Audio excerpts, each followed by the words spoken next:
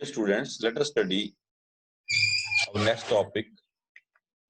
Tests used to detect type of emulsion. Emulsions को detect करने के लिए कौन-कौन से टेस्ट हम यूज कर सकते हैं बच्चे? One test is dye test. Dye test जैसे oil soluble dye हम ऐड करेंगे emulsion में. If the background becomes colored, oil soluble dye add करेंगे emulsion में. ये emulsion है आपकी. This is emulsion. इसमें हमने ऐड की बच्चे ऑयल सॉल्युबल डाई, मतलब ऐसी डाई जो ऑयल में सॉल्युबल है, ऑयल सॉल्युबल डाई.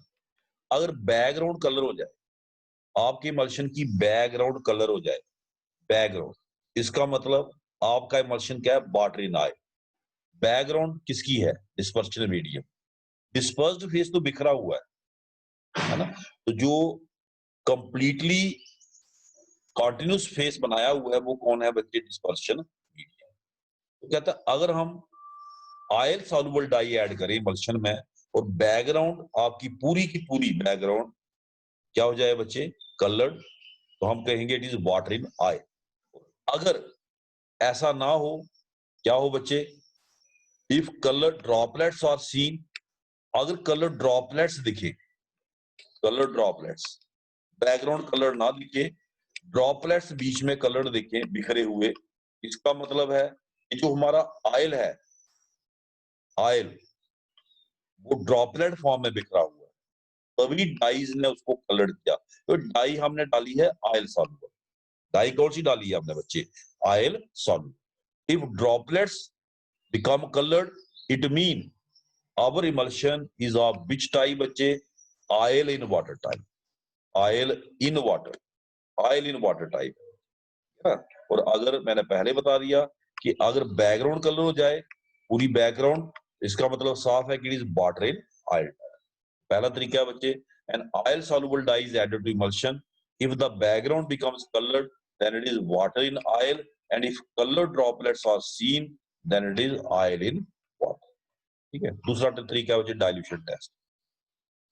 पानी से अगर आप डाइल्यूट करें, कौन सी इमल्शन जो है बच्चे पानी आसानी से किस में मिक्स होगा बताएं? वाटर इन ऑयल या ऑयल इन वाटर? अगर वाटर इन ऑयल है तो जो आप पानी डालेंगे उसमें बच्चे वो उसमें मिक्स नहीं होगा, क्योंकि बेस ऑयल का है, डिस्पर्शन मीडियम ऑयल है, तो वाटर उसमें मिक्स नहीं होगा, वो अलग लेयर बना देगा. ठीक है ना. और अगर ऑयल इन वाटर है, oil in water, water is the dispersion medium, तो जो पानी आप डालेंगे वो आसानी से उसमें मिक्स हो जाएगा. जैसे मिल्क है, मिल्क में जितना मर्जी पानी डालो आसानी से मिक्स हो जाता. दूध बेचने वाले वही तो करते हैं कई बार, है ना.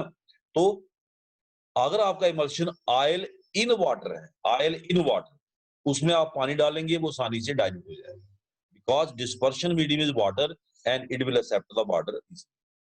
मिल्क मैंने बोला. ओके. डाइल्यूशन टेस्ट भी एक अच्छा टेस्ट है to find what type of emulsion is this. If emulsion can be diluted with water, then it is oil in water.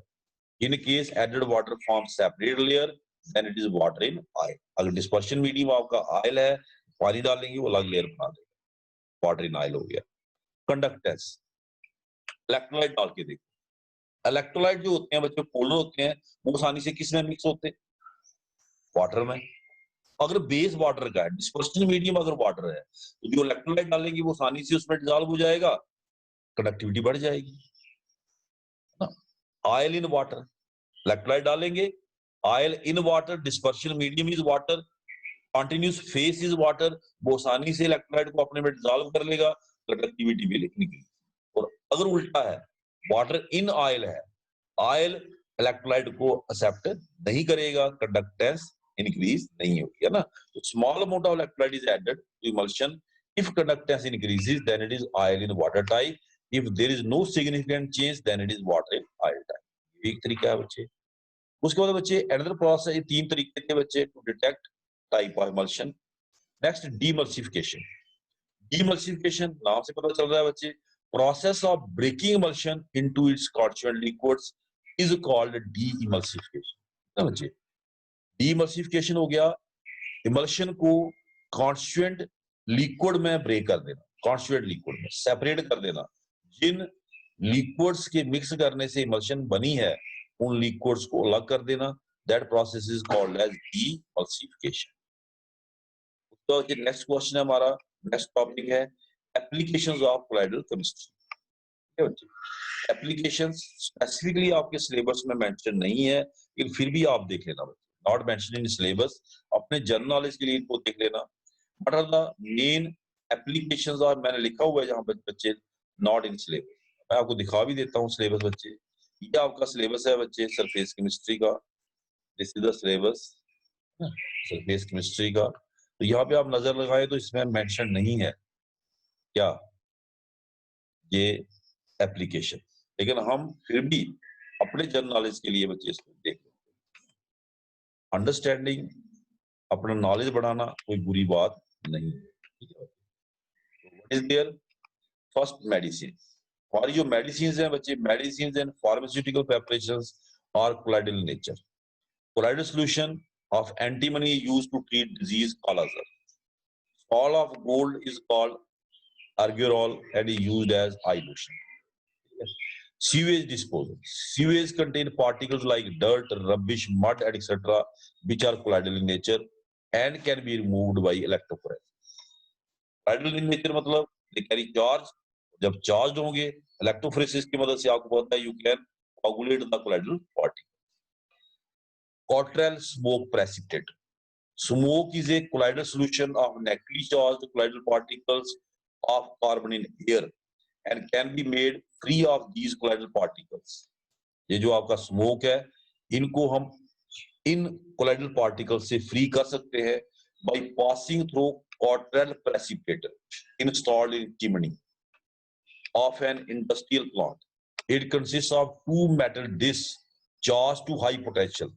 The carbon particle get discharged and precipitate। एक किस्म से ये भी electrophoresis है। चिमनी के through जब आपने smoke को पास किया तो स्मोक के अंदर जो कार्बन के पार्टिकल है वो नेगेटिवली चार्ज्ड है। जब आप इसको पास करेंगे थ्रू एक चिमनी जहां पे हमने मेटल डिस्क लगाई हुई है चार्ज टू हाई पोटेंशियल, तो जो आपके स्मोक के पार्टिकल है वहां पे डिस्चार्ज हो जाएंगे कार्बन पार्टिकल सारी, तो वो प्रेसिपिटेट हो जाएंगे, कोआगुलेट हो जाएंगे। आर्टिफिशियल रेन, शायद प्रीवियस ईयर या उससे पहले आपने सुना था चाइना ने आर्टिफिशियल बारिश की, पता नहीं आपने सुना या नहीं, मैंने टीवी में देखा था कि चाइना ने आर्टिफिशियल बरसात। आर्टिफिशियल बरसात भी हम कोलाइडल केमिस्ट्री की हेल्प से कर सकते। Artificial rain can be caused by spraying oppositely charged dust और sand particle over cloud. The negatively charged colloidal water particles present in a cloud get neutralized and coagulated to form bigger droplets and cause rain। बादल है उसके ऊपर आपने क्या बच्चे spray करना, dust और sand particles over the cloud. Oppositely charge particle, जो क्लाउड पार्टिकल्स हैं दे कैरी नेगेटिव चार्ज, जैसे वो न्यूट्रलाइज होंगे there will be rain. Formation of delta, आपने देखा होगा जब नदी का पानी समुद्र के साथ मिलता है, सी के साथ मिलता है, वहां पे जो सैंड है वो कोआगुलेट हो जाता है और डेल्टा बन जाता है।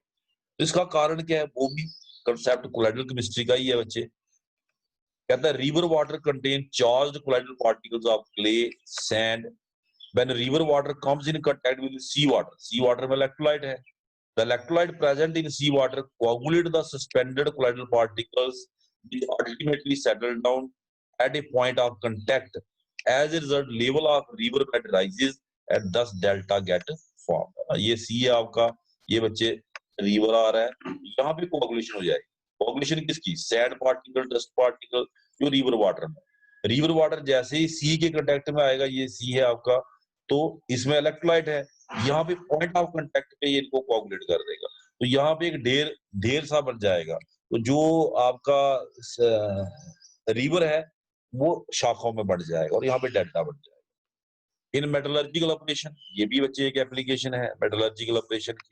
कहता है metallurgical operations cross flotation process used for concentration of ore involves treatment of pulverised ore in emulsion of fine oil. इसमें भी हम यूज करते हैं बच्चे, कोलाइडल केमिस्ट्री की हेल्प लेते हैं। In disinfectant, disinfectants like Dettol Lysol give emulsion of oil in water type when mixed with water. जब आप लाइजोल या डिटोल को मिक्स करते हैं पानी में तो एक emulsion बनाते हैं ये कौन सी oil and water type when mixed with water. Industry, various industrial substances are colloidal in nature जैसे paints and varnish. So this was all about colloidal chemistry. इसके अलावा कुछ यहाँ पे बच्चे कैटलिस्ट हम बाद में पढ़ेंगे, ये भी आपके सिलेबस में है। तो हम colloidal chemistry की बात कर रहे हैं, फिलहाल उसी की बात करते हैं, इसलिए मैं यहाँ पे आपको ये मैंने यहाँ पे पॉइंट्स ऑफ डिफरेंस में lyophilic sol and lyophobic sol दिया हुआ है। तो पॉइंट्स ऑफ डिफरेंस भी आप देख लें, कई बार पॉइंट्स ऑफ डिफरेंस पूछ लेते हैं। लाइफिलिक क्लोराइड, लाइफोबिक क्लोराइड हमने डिटेल में पढ़ लिए है ना, तो इनकी पॉइंट्स ऑफ डिफरेंस भी कई बार एग्जामिनर आपको पूछ सकता है। ये भी हम यहाँ से देख लेते हैं बच्चे, for your general knowledge, ease of preparation. कौन से क्लोराइड आसानी से बन जाएंगे बच्चे? अंडरस्टूड है लाइफिलिक क्यों? Because the dispersed phase have strong affinity for the dispersion medium, so they are easily prepared by direct mixing of dispersed phase with dispersion medium. Lyophobic के लिए आपने देखा they require special method, हमने methods किए भी preparation के लाइफोबिक के। Stability, ज्यादा स्टेबल कौन होंगे बच्चे? Lyophilic, they are very stable. Lyophobic को स्टेबलाइज करना पड़ता by adding stabilizing agents, so they are unstable and require traces of stabilizer. Hydration, Lyophilic colloids are highly hydrated by because they have high tendency, high interaction with the dispersion medium.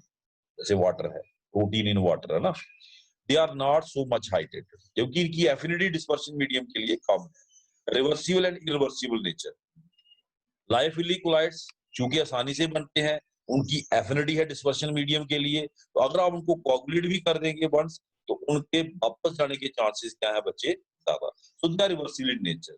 Once precipitated can reform salt by simple mixing of dispersion medium with dispersed phase with dispersion medium. ये जो है they are irreversible in nature। कौन से वाले? Lyophobic, एक बार precipitate कर देंगे फिर ये बच्चे कोलाइडल सॉल्यूशन नहीं बनाएंगे तो फिर आपको स्पेशल तरीका लगाना पड़ेगा। जैसे गोल्ड सॉल है, गोल्ड को एक बार आप प्रेसिपिटेट कर दें फिर आप कहेंगे कि वो आसानी से कोलाइडल सॉल्यूशन बना देगा, सिंपल शेकिंग से नहीं बनाएगा। So they are irreversible in nature. Nature of substance. They are usually formed by organic substances like starch, protein. They are usually formed by inorganic substances. ये कौन? Lyophobic. Lyophilic बनाते organic और lyophobic बनाते बच्चे inorganic. Usually, exceptions are always there in chemistry. Usually by inorganic substances like metals, their sulfides जैसे arsenious sulfide sol है, ferric hydroxide sol है, gold sol है, निकल है ना, इस तरीके से। Viscosity is much higher than dispersion medium. Viscosity is almost same as dispersion medium. इसमें लायोफिलिक में viscosity ज्यादा क्यों होती है? क्योंकि they are highly mixable with the dispersion medium, और इसमें क्योंकि इनकी एफिनिटी कम है तो इनकी जो viscosity है, और वैसे भी आपने देखा जो लायोफिलिक सॉल्ट्स है they are big molecules, और दूसरा इनका मिक्सिंग बड़ा अच्छा होता है, they strong affinity for the dispersion medium.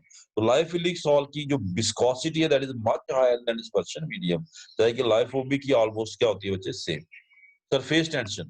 Surface tension is usually lower than dispersion, इस केस में कम होती है।